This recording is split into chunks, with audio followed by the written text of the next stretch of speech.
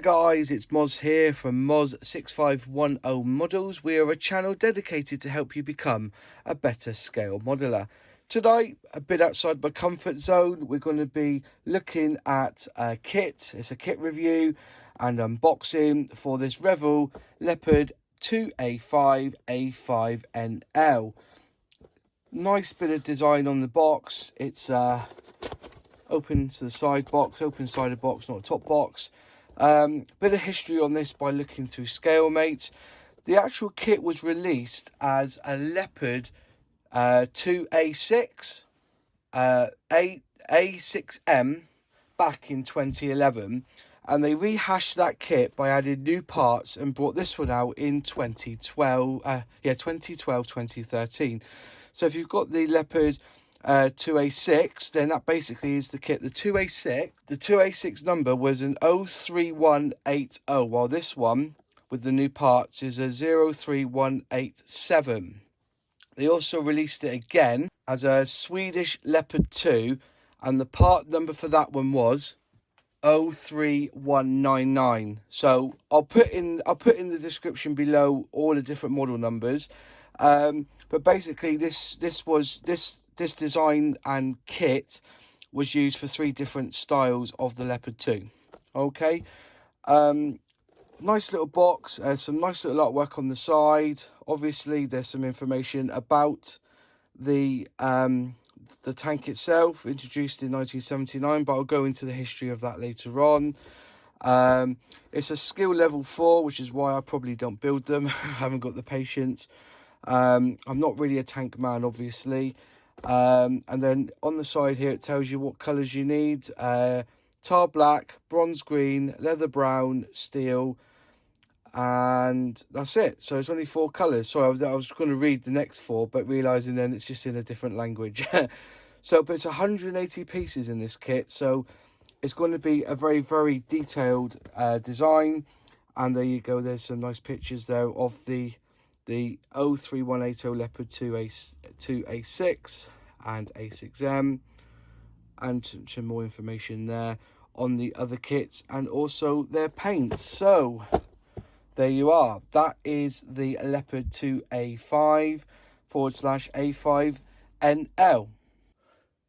Right, so let's get into some details of this Leopard 2.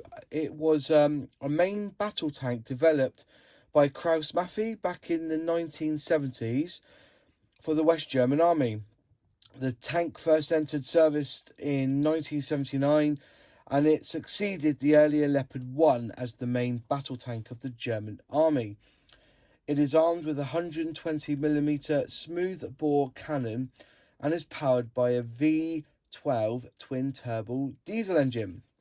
Various versions have served in the armed forces of Germany and 12 other European countries, as well as several non-European nations, which does include Canada, Chile, Indonesia, Singapore and Turkey. The Leopard 2 was actually used in Kosovo with the German Army and has seen action in Afghanistan with the Dutch, Danish and Canadian contributions to the International Security Assistance Force, or ISAF, as well as seeing action in Syria with the Turkish Armed Forces against ISIS and the YPG. So it has quite a historical use that we can see with the 2 conflicts. Basically, there's 2 main developments of the tank. Obviously, you've got all sorts of different models. You've got the models up to the 2A4, which is a vertically faced turret armour.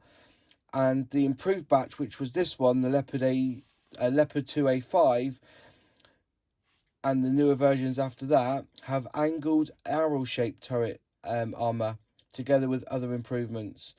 All models feature digital fire control systems with laser rangefinders, a fully stabilised main gun and coaxial machine gun. Advanced night vision and sighting equipment used a low-light TV system in the original ones.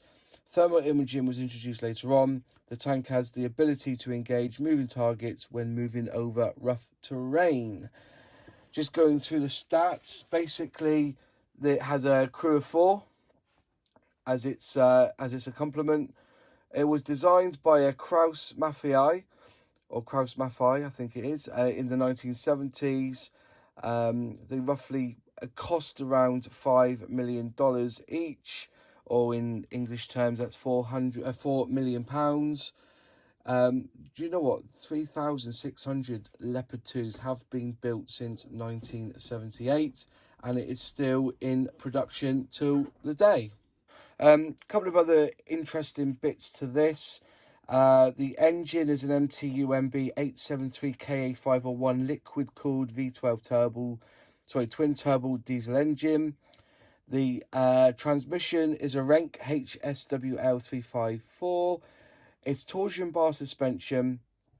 A maximum speed of 42 miles per hour. So that is the tank and all of its glory. And shall we go into the box and have a look what's inside? So we start off with the instructions as per normal. Leopard 2A5 / A5NL 2012. These were written. So the first page you've got a load of bump. Second page you've got some reading before you start. Then you have all the symbols that are used and what they mean in the construction of the kit. You then turn over and you have all the colours that are used, which are based on the Aqua range from Revell. And then you can mix and match. When it says 70% and 30%, that basically means you've got to mix paint 70 of tar black by 30% of steel mechanic to get the colours. You have your sprue sheet, which tells you what all the sprues mean. And then you start the build. But it looks like he basically by drilling some little holes. And then you glue on the sides. And you just carry on through the kit then, step by step, on how to build. Everything that you need for a tank all the way through, axles and hubs and wheels, just going down through each and every section, putting on how to put on the tracks, which we'll look into when we get there. Quite simply, just building up, start building the back of the tank, adding on all the pieces that they have. There's quite a few steps in this. Then you start basically with the gun and the turret and pushing all the bits together, gluing all together. All through the steps you go.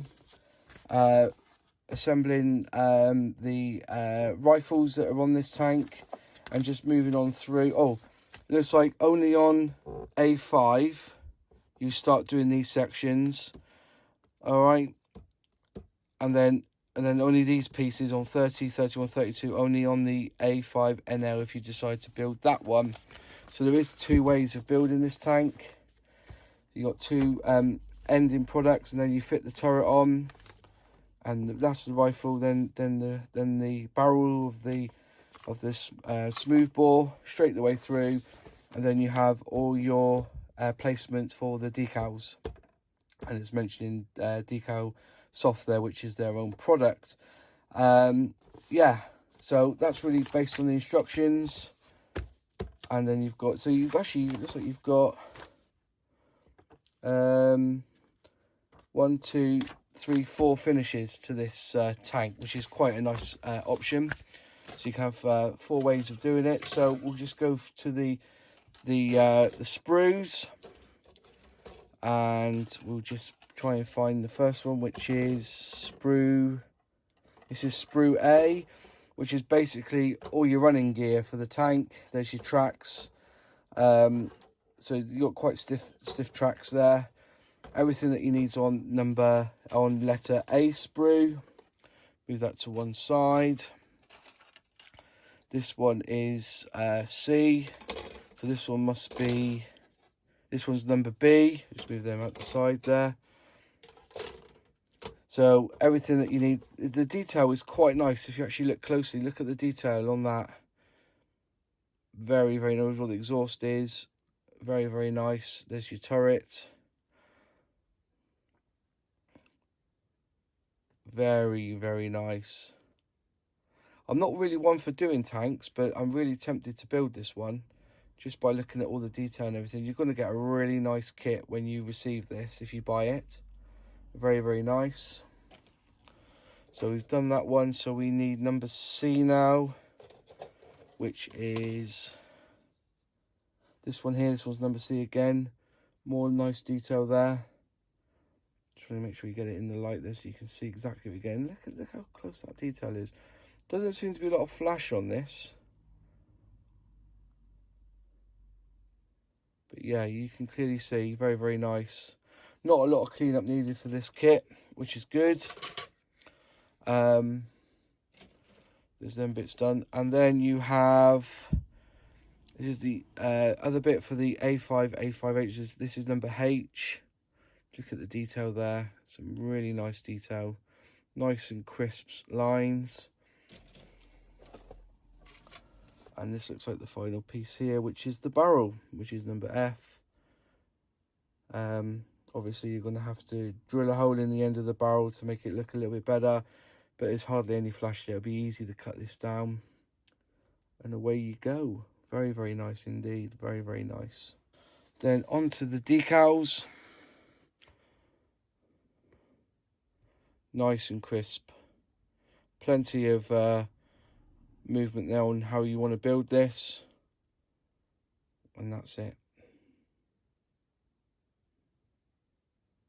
Lovely kit.